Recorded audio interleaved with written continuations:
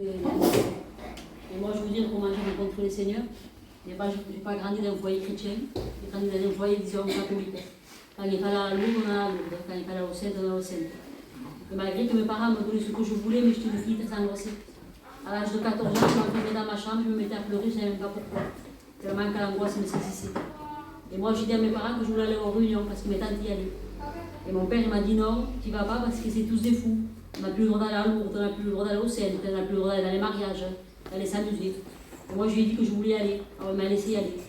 Et pour la première fois, quand je suis rentrée dans une réunion, que j'ai vu les chrétiens rayonnant de joie, les chrétiens qui chantaient des cantiques, les chrétiens qui témoignaient la parole de Dieu, la parole qui était prêchée, ça réjouissait mon cœur, mais j'avais une crainte.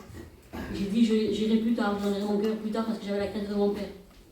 Et l'angoisse me saisissait toujours. Et je me rappelais, je disais, Seigneur, les chrétiens sont rayonnants de joie, les chrétiens ont la paix, ils ont la joie. Comment j'ai pas, malgré que mes parents me donnent ce que je voulais, mais j'ai pas cette paix. Et à l'âge de 18 ans, j'ai voulu fonder un foyer. Et quand j'ai fondé un foyer, je me suis mariée avec le garçon que je voulais. Il me donnait ce que je voulais, mais la tristesse et l'angoisse étaient toujours là. Et j'ai dit, Seigneur, quand même. Et je me suis rappelé, si je vais aux réunions, mon père ne me dira rien. Et j'ai été aux réunions avec lui, le pasteur Gégé s'occupait de nous. C'est vrai que moi, j'ai demandé à l'âge de 14 ans, j'ai dit, Seigneur, je voudrais un foyer chrétien, un foyer heureux.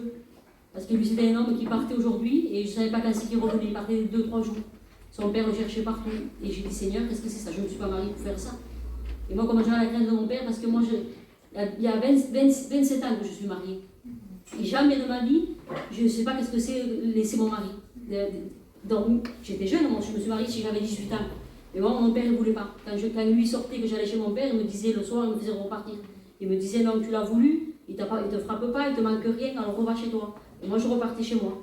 Et je remercie Dieu parce qu'à l'âge de 80 ans, j'ai dit, Seigneur, je veux un foyer chrétien. Et le Seigneur, lui, il a gardé cette parole. Moi, je me suis plus rappelée. Et quand le Seigneur, après, on a été, et le Seigneur a comblé ma vie. Le Seigneur nous a choisis pour le servir. C'est vrai qu'il y a des hauts et il y a des bas dans les choses de Dieu aussi.